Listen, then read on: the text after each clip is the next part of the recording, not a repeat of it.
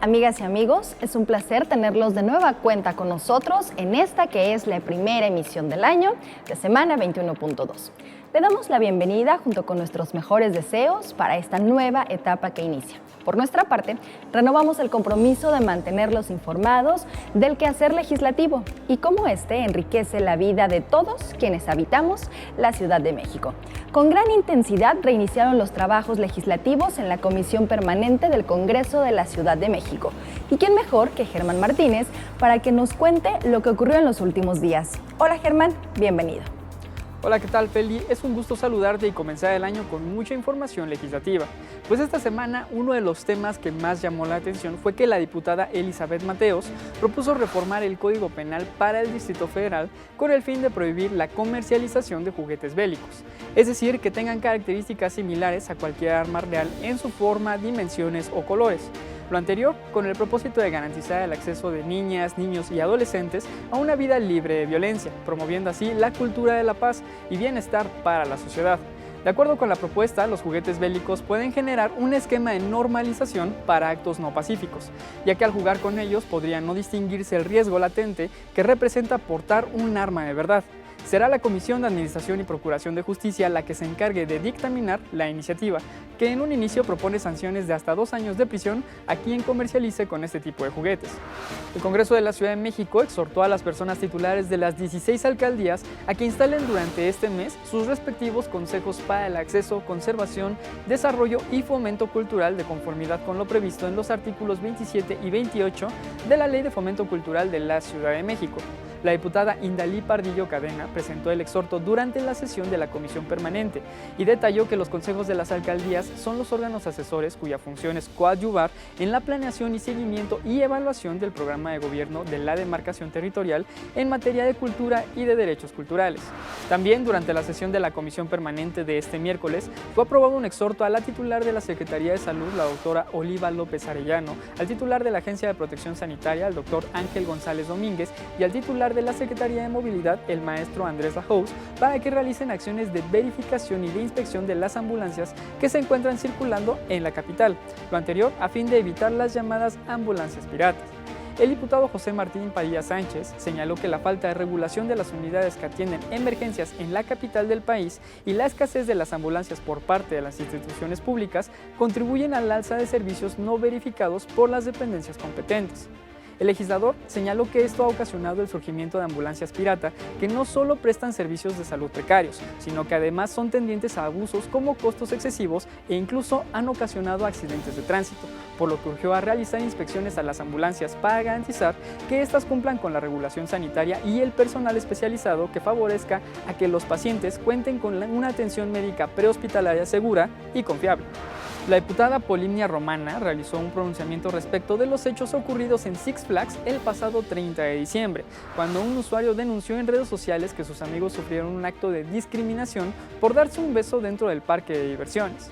La legisladora manifestó su total rechazo ante cualquier acto de discriminación hacia la comunidad LGBTT+, y pidió a todos los centros de entretenimiento, establecimientos mercantiles y cualquier centro social a abstenerse de implementar políticas que tiendan a restringir la libertad en la orientación sexual e identidad de género, así como al ejercicio pleno de estos derechos.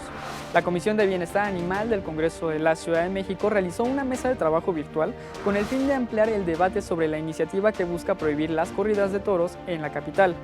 En la reunión de trabajo se contó con la presencia del diputado presidente de la comisión, Jesús Esma, así como las y los legisladores Tania Labrios, Gabriela Quiroga, Valeria Cruz, Federico Doring, Leticia Estrada y Jorge Gaviño, además del senador Pedro Aces, quien detalló que las familias del gremio taurino ya se han visto muy afectadas desde que inició la pandemia y de eliminarse la fiesta brava, se quedarían sin ninguna fuente de ingreso, por lo que solicitó realizar un análisis profundo de las implicaciones de esta ley. Durante la mesa de trabajo se dialogó sobre la importancia de escuchar a los sectores involucrados e incluso de la posibilidad de modernizar el reglamento taurino con la finalidad de reducir el espectáculo de sangre y disminuir el dolor que sufren los toros. Pedro Aces señaló que la tauromaquia es una tradición cultural en México que se ha convertido en piedra angular en la celebración de distintas fiestas patronales, ferias y festividades en los pueblos y barrios originarios. Las y los legisladores acordaron continuar con las reuniones y mesas de trabajo a fin de seguir el análisis y discusión de la la reforma. Hasta aquí la información más relevante ocurrida en el Congreso de la Ciudad de México. Deseo que tengan un excelente año y nos vemos la próxima semana con más información y regresamos contigo, Feli. Gracias, Germán. Nos vemos en el próximo programa. El pasado 14 de diciembre, el Congreso de la Ciudad de México decidió hacer un reconocimiento con letras de oro al trabajo y esfuerzo del personal médico en su lucha contra el COVID-19. La pandemia por COVID-19 sigue estando presente en la vida de todas las personas. El 2022 enfrentamos una nueva variante, Omicron. Con ello, el trabajo del personal de salud se mantiene activo al interior de los hospitales, brindando atención oportuna y luchando por salvar vidas. El esfuerzo que han realizado desde hace ya casi 2 años ha sido reconocido en diversas ocasiones y ahora, desde el Congreso de la Ciudad de México, se dejará constancia de ello. Durante la última sesión ordinaria del 2021 de la segunda legislatura del Congreso de la Ciudad de México, que se llevó a cabo el 14 de diciembre, fue presentado el dictamen de la iniciativa presentada para inscribir en letras de oro en el muro de honor del Salón de Sesiones del Recinto Legislativo de Donceles la leyenda al personal de salud en la lucha contra la COVID-19 por parte de la Comisión de Normatividad, Estudios y Prácticas Parlamentarias. Dicha iniciativa tiene por objeto reconocer el trabajo realizado por el personal de salud al frente de la pandemia por coronavirus presente en el mundo desde finales de 2019, siendo este uno de los argumentos para presentar la iniciativa, que reconozca a todo el personal de salud. De acuerdo con información de la Secretaría de Salud, la COVID-19 es una enfermedad emergente infecciosa aguda producida por el virus SARS-CoV-2, que fue identificada en diciembre de 2019 y que actualmente está presente en 219 países y territorios de las 6 regiones de la Organización Mundial de la Salud, siendo declarada por la OMS el 11 de marzo de 2020 como pandemia. El dictamen sustenta la forma en que la iniciativa, que cumple con los requisitos previstos en el artículo 470 del Reglamento del Congreso de la Ciudad de México, como lo son ser suscrita por al menos 2/3 partes de los diputados que integran la legislatura, que en el caso fueron 44 diputadas y diputados. Y sobre todo, justificándose plenamente, pues está reconociendo al personal sanitario que en estos tiempos tan complicados se ha distinguido en aportar un evidente beneficio a la sociedad a través de su compromiso y contribución en la lucha ante la pandemia que nos ha aquejado.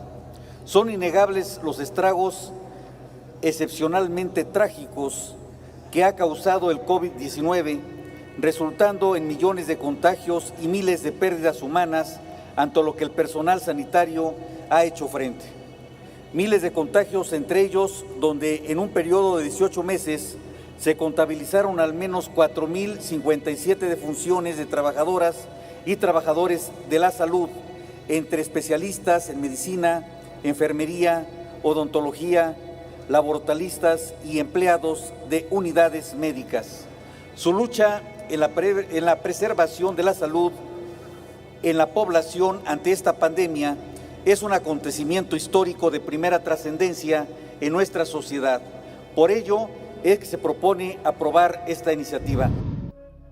Desde los primeros casos confirmados de COVID-19 en el país y principalmente en la Ciudad de México, médicos, enfermeras y todas aquellas personas que se encuentran desarrollando alguna labor en materia de salud han enfrentado horas de trabajo extenuante, alejados de sus familias, luchando por salvar las vidas de los miles de pacientes que han enfermado a causa del SARS-CoV-2. La infección por este virus se adquiere por vía respiratoria comportándose como una infección asintomática o que podría producir desde síntomas leves, fiebre, dolor de faringe, tos, otros síntomas respiratorios como dolor de cabeza, fatiga, dolor corporal, malestar y otros, hasta manifestaciones graves como dificultad respiratoria y neumonía, lo que requiere de hospitalización. La dificultad respiratoria puede evolucionar a mayor severidad y requerir no solo de hospitalización, sino de intubación endotraqueal y tratamiento en sala de cuidados intensivos en el hospital. Es así que las diputadas y diputados que integran la segunda legislatura del Congreso capitalino coincidieron en que todo el personal de salud merece este reconocimiento a su labor, a casi 2 años de enfrentar una variante de la pandemia, y hoy continúan su ardua labor ante la presencia de casos confirmados de la nueva cepa denominada Omicron. la excelencia del personal de salud como elemento clave de cualquier estrategia. Desde el primer momento en que el virus comenzó a expandirse por el mundo, las y los profesionales de la salud se organizaron para trabajar en equipo y salvar vidas. La importancia que han tenido en el combate en la pandemia es innegable. Todas y todos, con su disciplina y su rigor científico, han sido un ejemplo de heroísmo. El personal de salud desempeña un papel decisivo en la respuesta al brote de COVID-19 y es la piedra angular en las defensas para limitar o contener la propagación de la enfermedad. En la primera línea, el personal de salud proporciona la atención necesaria a los pacientes infectados por el virus, a menudo en circunstancias difíciles, y corre mayores riesgos de contraer la enfermedad en el curso de su labor. Para que la inscripción pueda llevarse a cabo, es necesario que cumpla con lo establecido en el artículo 470 del Reglamento del Congreso Capitalino, que establece: de la inscripción de letras de oro en el muro de honor y denominación de salones del Congreso, artículo 470. La inscripción en el muro, friso o bases de las columnas del muro de honor del Congreso se hará conforme a lo siguiente. Solamente podrán inscribirse los nombres de personas físicas o morales que se hayan distinguido en aportar evidentes beneficios en diversas áreas del conocimiento humano o en acciones de trascendencia, compromiso y contribución social, preferentemente para la Ciudad de México o en su caso para el país. Instituciones públicas o privadas que se hayan distinguido en aportar evidentes beneficios en diversas áreas del conocimiento humano o en acciones de trascendencia, compromiso y contribución social, preferentemente para la Ciudad de México o en su caso para el país. Y acontecimientos históricos que hayan dado pauta para la transformación política y social, preferentemente de la Ciudad de México o en su caso del país. Para la solicitud de inscripción se deberá observar lo siguiente. La solicitud deberá suscribirse por al menos 2/3 partes de las y los diputados que integran la legislatura. Dicha solicitud deberá justificar debidamente la inscripción solicitada en los términos de la fracción primera del presente artículo. Se presentará como una iniciativa con proyecto de decreto, y la solicitud deberá ser aprobada por al menos 2/3 partes de las y los integrantes de la legislatura. El dictamen fue aprobado por unanimidad con 62 votos a favor. Ahora corresponderá a la Oficialía Mayor y a la Tesorería del Congreso de la Ciudad de México adoptar y ejecutar las medidas necesarias para que se lleve a cabo la inscripción en el muro de honor. Será la Junta de Coordinación Política la que determinará, mediante acuerdo, la fecha y las reglas del protocolo para la develación de la leyenda al personal de salud en la lucha contra la COVID-19 en el recinto legislativo de Donceles. La emergencia sanitaria derivada de la pandemia de COVID-19 representa uno de los principales retos que ha enfrentado nuestra ciudad en su historia contemporánea. La lucha emprendida por nuestro personal médico ha sido calificada como heroica, por lo que este reconocimiento resulta más que merecido. El próximo 5 de junio, los ciudadanos de Aguascalientes, Durango, Hidalgo, Oaxaca, Quintana Roo y Tamaulipas ejercerán su derecho a elegir a quienes gobiernen sus entidades del 2022 al 2028. Al menos nuestra experiencia desde el Instituto de Investigaciones Jurídicas de la Universidad Nacional Autónoma de México, tenemos un observatorio de reformas políticas en América Latina y desde ahí organizamos cada vez que hay una elección en América Latina un proceso que nosotros le llamamos de monitoreo de elecciones. Y nuestra experiencia monitoreando estos 12 procesos electorales que fueron en el año 21, y esperamos hacerlo en el año 22, los 6, por lo menos 6 de los 7 que va a haber en la región, ha sido muy positiva porque la ciudadanía, las autoridades electorales y también los partidos políticos tuvieron que reaprender cómo hacer elecciones en contextos de pandemia. Una de las premisas de la democracia es la posibilidad que representa para los ciudadanos poder elegir a sus gobernantes junto con la responsabilidad que esto significa. Este 2022 se caracterizará por los procesos electorales que habrán de tener lugar en diferentes partes de Latinoamérica, Costa Rica, Colombia y Brasil, así como en algunos estados de nuestra República, Aguascalientes, Durango, Oaxaca, Quintana Roo y Tamaulipas. Marina Estrada nos presenta un panorama de lo que habrá de ocurrir este 2022.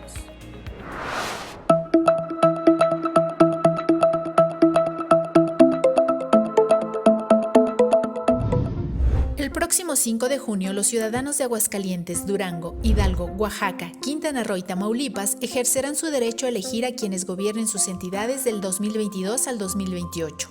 Además, en Durango se elegirá a 39 presidentes municipales y a 327 regidores, y en Quintana Roo también se votará por 25 diputados del Congreso local. En las primeras 2 semanas de enero inician las precampañas. Las campañas para las gubernaturas comenzarán el 3 de abril, para las presidencias municipales en Durango el 13 de abril y para las diputaciones en Quintana Roo el 18 de abril. Todas las campañas concluirán el 1 de junio. ¿Cuál es el panorama para este proceso electoral? Congreso TV 21.2 conversó sobre este tema con la doctora Marcela Bravo Auja y el maestro Víctor Manuel Alarcón. Evidentemente, ¿no? El fenómeno, digamos, de expectativa que en el electorado está centrado, y porque ciertamente ha habido un conjunto de resultados que me parece a mí que también requieren una revisión más profunda, más detallada, área por área, pero me parece que hay todavía un efecto inercial de las elecciones del 18, es decir, y lo hemos estado viendo, de que efectivamente la población quiere darle una oportunidad a la alternancia, es decir, a experimentar con los gobiernos que sean encabezados por el presidente López Obrador y su espíritu de política pública. Hay estados, hay una entidad en que Morena no tiene nada que hacer, que es Aguascalientes. Va a ganar el PAN y por eso es la única candidatura de coalición que tenemos muy clara. Quizás en Quintana Roo todavía pudiera no ganar Morena, pero lo que es en Hidalgo, lo que es en Oaxaca y lo que es en Tamaulipas, yo digo que la tiene Morena bastante fácil. Esto apenas comienza y hay arenas movedizas. Las coaliciones, las postulaciones de candidatos, los procesos, los riesgos de ruptura, los conflictos internos, las precampañas y las encuestas. Con todo eso, estas elecciones podrían ser una posible ventana al futuro inmediato.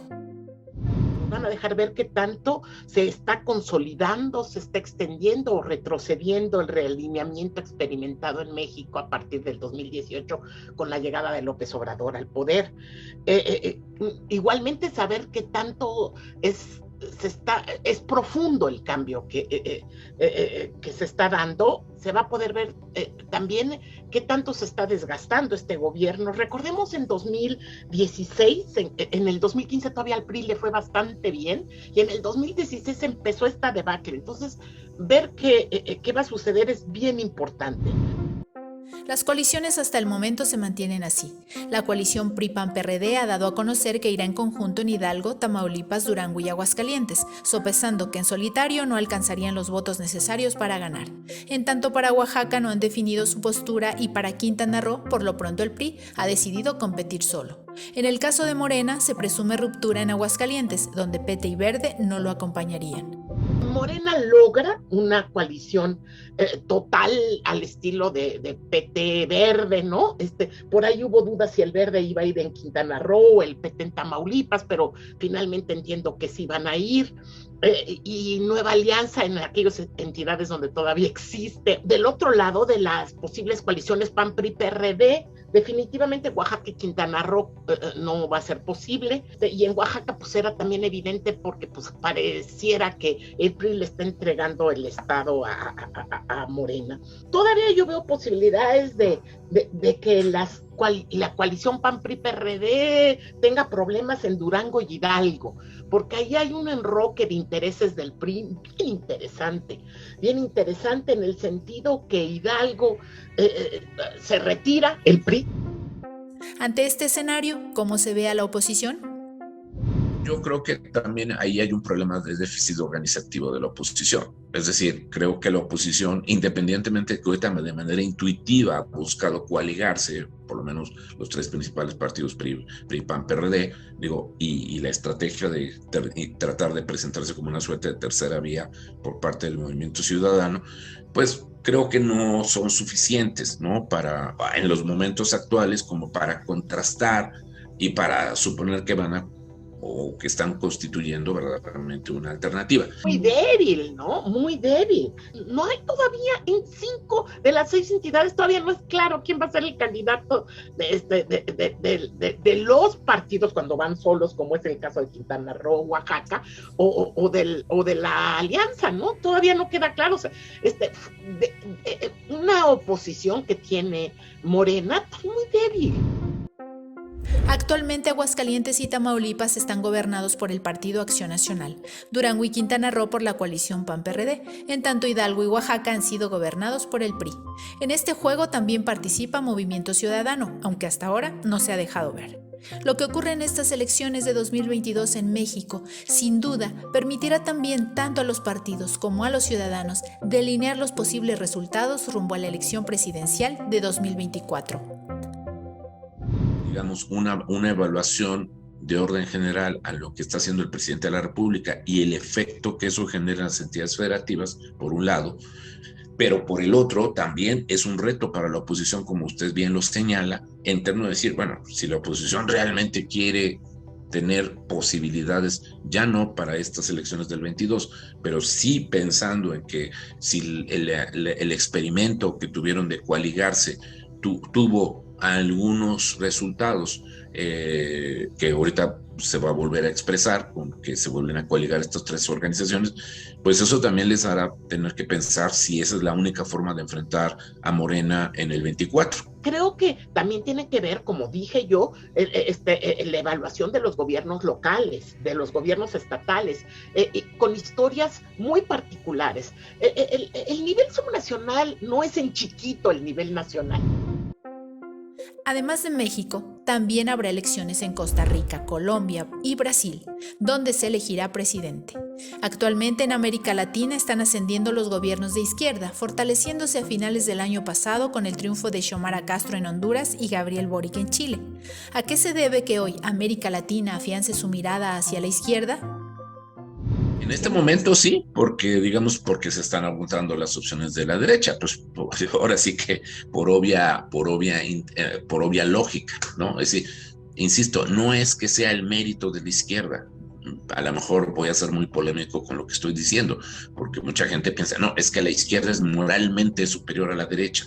Bueno, el problema es que los electorados no siempre van a entender así ese principio, ¿no? Es decir, los electorados al estar más desideologizados y al ser más pragmáticos, porque también los propios partidos políticos se han convertido extremadamente pragmáticos, es decir, hoy pueden decir una cosa, mañana pueden decir otra, ¿no? Entonces, esa falta de consistencia, esa falta de continuidad, por eso hace que no decir que eres de izquierda o decir que eres de derecha se está volviendo cada vez más relativo. Son momentos los de crisis en donde resulta mucho más relevante para la ciudadanía lo que el Estado puede hacer, la importancia de la prestación de servicios públicos, del esfuerzo redistributivo que puede tener el Estado. Entonces, pues sí, claro, la ciudadanía pues puede ver en estos personajes a líderes son llegadas como la de AMLO, ahí sí, de líderes carismáticos, ¿no? Yo lo atribuiría al momento, al descontento y a las nuevas formas de hacer política. De acuerdo con el investigador, la consolidación de proyectos de izquierda, pero también de derecha, con sus respectivos centros, depende de las políticas de largo plazo, que pongan en marcha, de las soluciones a los problemas de fondo, de las agendas de derechos humanos e incluso de llegar a acuerdos con quienes funjan como oposición, trascendiendo los aspectos ideológicos. Entonces, el fracaso de la izquierda, como el fracaso de la derecha, entonces ya trasciende el aspecto meramente ideológico, es decir, el electorado no se guía por factores ideológicos, se guía por factores de solventar la necesidad de corto plazo. Y entonces, si hay una mala gestión, si hay corrupción, si hay malas decisiones, desde las cúpulas, burocráticas. Es decir, entonces rápidamente ese capital político se agota. Creo que los problemas de gestión hacen que los electorados sean muy impacientes, ¿no?, con respecto a la continuidad de ciclos de gobierno que de alguna manera podrían tener una posibilidad, ¿no?, de desarrollarse con una cierta concertación, con un cierto acuerdo, con posiciones más claras con respecto a qué se pretende hacer una vez que se llega al poder. Según las encuestas de intención de voto, tanto en Colombia como en Brasil, están al frente los candidatos de izquierda, Gustavo Petro, un economista, exguerrillero y exalcalde de Bogotá, y ya una vez candidato a la presidencia que representa al movimiento Colombia Humana, e Ignacio Lula da Silva, expresidente de Brasil. Quizá yo diría que, con excepción del caso de Costa Rica, creo que Brasil y Colombia, eventualmente, si Lula y Petro hacen bien su proceso de campaña, yo vería mucha expectativa de que Lula y Petro, sobre todo más Lula, que podrían ganar en la primera vuelta, ¿no? Es decir, creo que son además candidatos muy reconocidos, muy observados, por la propia población. El proceso electoral en Colombia será el 29 de mayo y en caso de una segunda vuelta, esta se realizaría el 19 de junio. Si el candidato Gustavo Petro obtuviera el triunfo, sería la primera vez que un candidato de izquierda sea electo. En la probable competencia están un candidato de centro como el exalcalde de Medellín, Sergio Fajardo, el economista Alejandro Gaviria o el exsenador Juan Manuel Galán. Por otra parte, de acuerdo con la encuestadora Genial Quest de Brasil, Lula da Silva contaba hasta noviembre pasado con una intención de voto del 48% y un 21% para Bolsonaro. Pareciera ser un choque frontal de izquierda y derecha tras las fuertes críticas al actual gobierno, pero también en este caso no todo está dicho. La primera vuelta electoral será el próximo 3 de octubre y la segunda, en su caso, el 30 del mismo mes. Ser la última de las elecciones de Latinoamérica de octubre, y sí, desde luego, sí representa derecha y izquierda. En los demás países no es exactamente, son liderazgos populistas, no son las mismas izquierdas. No es la misma izquierda en cada país, pero sí son algunos candidatos populistas que recogen este descontento social, sobre todo con los resultados gubernamentales. Costa Rica llevará a cabo elecciones presidenciales el 6 de febrero, con una probable segunda vuelta el 3 de abril en caso de que ninguno de sus candidatos supere el 40% de los votos a favor. Las encuestas realizadas por el Centro de Investigación y Estudios Políticos de la Universidad de Costa Rica señalan que de los 24 precandidatos registrados destacan 3: José María Felgueres del Partido Liberación Nacional con el 13%, Linet Saborío del Partido Unidad Social Cristiana con el 10% y José María Villalta del Frente Amplio con el 6%. El panorama electoral latinoamericano parece decantarse por votar contra el establishment y darle la oportunidad de gobernar a la oposición. Pero tanto en México como en América Latina, todo puede ocurrir en este tiempo que resta. Un interesante mapa electoral en donde muchos proyectos políticos habrán de consolidarse, mientras que, de acuerdo a la decisión popular, otros habrán de ser replanteados. Entonces, bueno, todavía tenemos que trabajar mucho porque no necesariamente el hecho de que tengas más mujeres en los cargos supone que hay democracia paritaria. Y para hablar del panorama político electoral de 2022, nos acompaña en Semana 21.2 la doctora Flavia Freidenberg. Ella es politóloga y periodista del Instituto de Investigaciones Jurídicas de la Universidad Nacional Autónoma de México.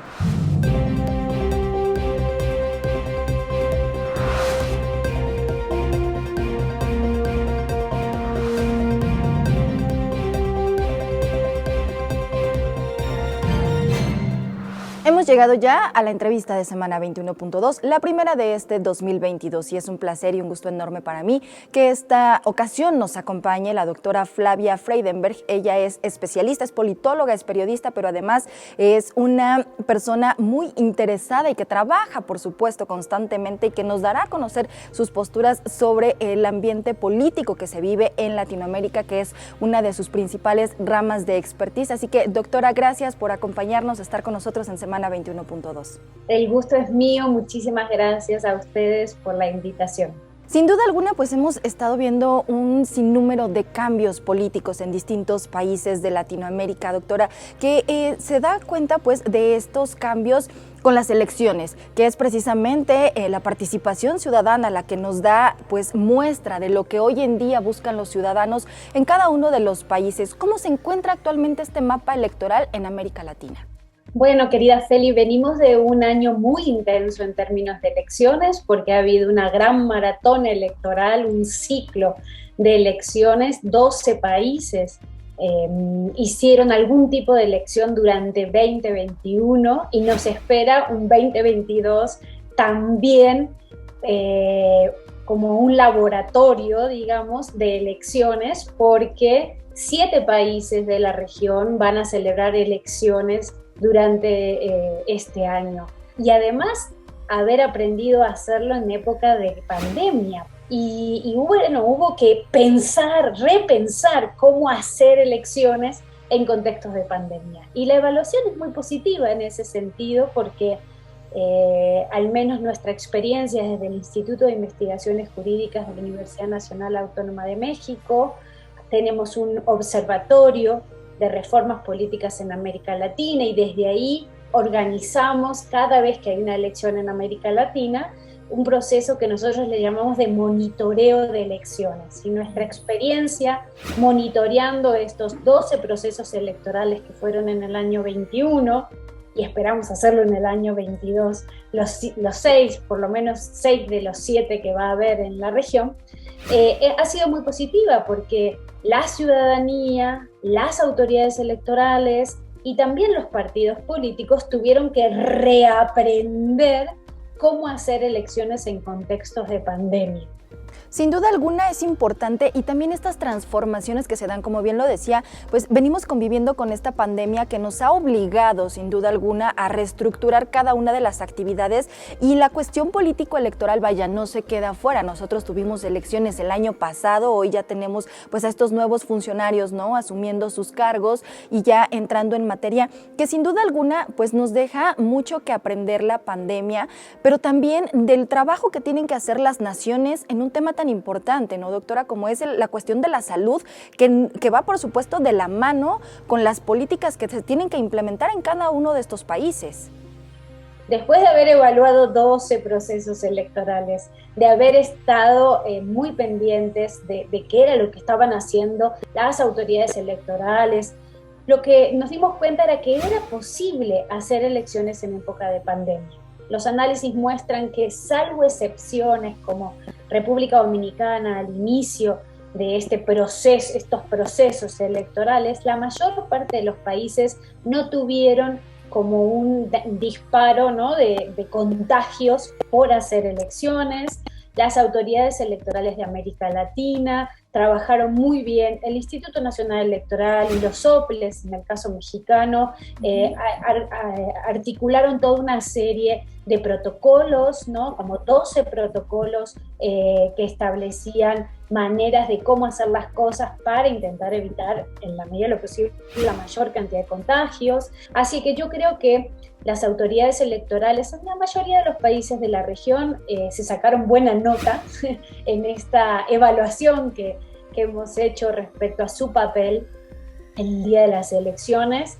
La ciudadanía además fue muy consciente de la necesidad de que participaran. En la mayor parte de los países la gente participó, ya sea contando los votos de sus vecinos, ¿no? En las casillas, o ya sea emitiendo su voto o movilizando a otros para que fueran a votar. Bien, como decíamos, doctora, sin duda alguna este panorama electoral es importante que lo conozcamos, lo hemos visto, ¿no? Alrededor del mundo a través pues, de distintos espacios, de la información que circula incluso a través de la red y del internet, pero qué mejor que conocerlo, pues sin duda alguna de los expertos como ustedes, como usted en este caso, este panorama electoral y los retos que se enfrentaron en cada una de las naciones de América Latina con elecciones y pandemia. Nos decía que ha sido un ejercicio sumamente importante precisamente por todo lo que ha implicado. Claro, a inicios del año 2020, América Latina se enfrentó a un desafío muy importante respecto a qué hacer para, por un lado, proteger la salud de la población y por el otro lado, garantizar el derecho a decidir. Y comentábamos que, claro, al inicio hubo como una duda razonable respecto a no podemos poner en riesgo a nuestra población. Y claro, se creó como un falso dilema, ¿no? Respecto a qué estaba antes, ¿no? Si el derecho a proteger el derecho a la salud o el derecho a decidir y el derecho a elegir. Con 2 años de experiencia, después de haber ya monitoreado desde el Instituto de Investigaciones Jurídicas de la Universidad Nacional Autónoma de México, tenemos el Observatorio de Reformas Políticas en América Latina y desde ahí monitoreamos, hacemos este ejercicio de monitoreo de las elecciones. Después de haber monitoreado más de 12 procesos electorales, lo que hoy sabemos es que, primero, es un falso dilema, no existe una tensión entre el derecho a elegir y el derecho a estar sano. Los dos derechos son derechos fundamentales que debemos poder garantizar, que las democracias latinoamericanas deben poder garantizar. Podemos hacer una evaluación positiva de la manera en que las autoridades electorales, la ciudadanía y los partidos políticos hicieron frente a estos contextos críticos que supuso la pandemia. Tuvieron que poner en marcha nuevos protocolos, tuvieron que reevaluar la manera de cómo se hacía el día de la elección para evitar la mayor probabilidad de contagio. Hubo que poner disposiciones respecto en algunos países incluso de no permitir campañas electorales masivas, ¿no? Para evitar el contacto entre la militancia y con la gente, repensar la manera en que se maneja la información, como decían las y los consejeros del Instituto Nacional Electoral en México, que hicieron una excelente elección de medio término. Hubo que hacer pedagogía, explicarle a los partidos, explicarle a la gente cómo íbamos a hacer nuevas elecciones, ¿no? O sea, cómo hacer elecciones en un contexto de crisis que nunca habíamos enfrentado. Creo que las democracias latinoamericanas han dado cuenta de su capacidad de resiliencia. ¿Qué es esto? La capacidad de adaptarse a un contexto muy crítico que suponía reevaluar todo lo que habíamos hecho hasta este momento, de repensar, de innovar. Tenemos capacidad de innovar en medio de un contexto de crisis y de alta incertidumbre y de algo, Feli, que quizás hablamos poco, pero que sería bueno ponerlo sobre la mesa, que es el miedo, ¿no? El miedo que nos genera, ¿no? Hacia el hecho de nuestra comunidad, nuestra familia está en riesgo y entonces, bueno, tenemos que adaptarnos y transformarnos en una serie de mecanismos, de procedimientos, de cómo hacemos las cosas para poder garantizar que la democracia no entre nunca en cuarentena. Sin duda alguna, doctora, y el 2022, pues vaya, no va a ser un año, digamos, como de pausa o de menos trabajo en materia de elecciones. Y también hay un tema interesante que se está presentando y que incluso lo vimos en las elecciones del año pasado en nuestro país, que es la paridad, que es la participación de más mujeres, que afortunadamente hoy, después de tantos años y tantas décadas de lucha, vemos que las mujeres están tomando estos cargos, que se están postulando, pero mejor aún, que la ciudadanía les está dando el respaldo. ¿Cómo se ve ya este tema de la paridad en América Latina? Bueno, muchos países de América Latina, ya 10 países de la región, han aprobado la exigencia a los partidos políticos de que pongan en sus candidaturas una igual cantidad de hombres y de mujeres. Nuestra democracia, porque como tú bien sabes, Feli, nuestra democracia ya no es una democracia secas, es una democracia representativa paritaria. Y que sea paritaria significa que hay que hacer una transformación en la presencia, es decir, en la cantidad de mujeres que participan en las candidaturas y en los cargos de representación, pero también en los órganos de decisiones, en el tipo de información que damos en los medios de comunicación, eliminar los estereotipos, eliminar los obstáculos y las barreras que enfrentan las mujeres. México es un caso muy interesante. Estas elecciones que va a haber en 6 estados, ¿no?, de la República, en Aguascalientes, en Durango, en Hidalgo, en Oaxaca, en Quintana Roo y en Tamaulipas, nuevamente son un examen para esta exigencia paritaria, porque claro, los partidos políticos en México no pueden participar si no presentan candidaturas paritarias. Y como bien sabes, la elección del 21 fue muy interesante porque los partidos políticos estaban medios como rezagados en postular mujeres a cargos uninominales, como serían las gobernaturas. Sí. Y una resolución del Instituto Nacional Electoral, que luego fue ratificada por el Tribunal Electoral del Poder Judicial de la Federación, indicó que la interpretación del artículo 41 constitucional era que también los cargos uninominales debían estar integrados paritariamente, ¿no? Entonces, de las 15 gobernaturas en el 21, tuvieron que los partidos políticos, incluso muchos de ellos, transformar sus candidaturas, que ya las tenían predecididas, para poder cumplir con esta norma. Bueno, nuevamente, esto se tiene que implementar para la elección del 22, ¿sabes? Y también, Feli, como tú bien sabes, y quienes nos estén escuchando no me van a dejar mentir, presencia no significa conciencia.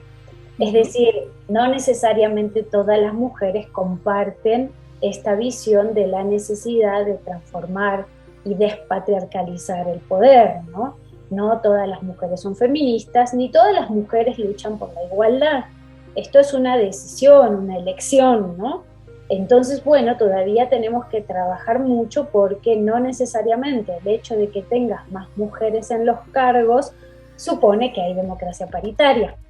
Con mi equipo de investigación del Observatorio de Reformas Políticas de América Latina hemos estado todo el año pasado trabajando en una investigación evaluando la representación política de las mujeres en las 32 entidades federativas mexicanas. Y los resultados son muy interesantes de la investigación, ¿sabes? Porque, claro, hemos aumentado 40 puntos porcentuales la representación de las mujeres a nivel legislativo estatal, desde 1987 a la actualidad. Es un avance importantísimo, claro que sí, ya en sí mismo eso es importante. Pero hemos evaluado también lo que hicieron esas legisladoras en los congresos estatales mexicanos. Hemos evaluado 24.397 iniciativas legislativas y muy poco porcentaje de esas iniciativas tienen que ver con iniciativas orientadas a reducir las desigualdades que viven las mujeres en los estados mexicanos. Y tú me dirías, no, Flavia, pero bueno, no todas las mujeres tienen que ser feministas, o sea, el Congreso en una democracia debería tener feministas y conservadoras. Y yo te digo, sí, ¿sabes qué, Feli? Resulta que todo este esfuerzo que hemos hecho lo que ha significado es que muchas más mujeres conservadoras han ingresado a la contienda política. Entonces, el que debería reevaluarse las estrategias serían las mujeres feministas, porque entonces toda esta transformación no ha significado el fin último, ¿no? De hacer una revolución pacífica como la que hemos hecho, como México y otros países han hecho, de que más mujeres estén presentes. Claro. Nos presenta una serie de desafíos, ¿no? y de repensar lo que estamos haciendo en el sentido de que hay que seguir trabajando para reducir las desigualdades que viven nuestras sociedades. Así es, así que será pues un año ya intenso, inicia con mucho trabajo, con mucho movimiento y por supuesto que estaremos pendientes de lo que hagan desde el observatorio ustedes con estos análisis y monitoreo y también por supuesto desde el Instituto de Investigaciones Jurídicas de la UNAM. Así que le agradezco mucho, doctora Flavia Freydenberg, que haya conversado con nosotros, que nos haya ayudado a entender un poquito de cómo es que estamos viviendo precisamente el panorama electoral y político también de América Latina, para que toda la gente pues esté un poquito más empapada del tema y que de repente no nos tomen por sorpresa cuando haya cambios en las democracias de este continente, ¿no? Muchísimas gracias, doctora. Gracias a ustedes por la oportunidad. Empezamos ya el 6 de febrero con el monitoreo de Costa Rica, que es la primera elección que va a celebrar el continente en términos de este año, así que qué bueno que puedan seguir y que podamos seguir trabajando en conjunto en pos de las democracias latinoamericanas. Así será. Muchísimas gracias, doctora. Gracias a ustedes. Gracias por habernos acompañado. Nos vemos la próxima semana. Ya lo sabe, tiene una cita con nosotros en Semana 21.2.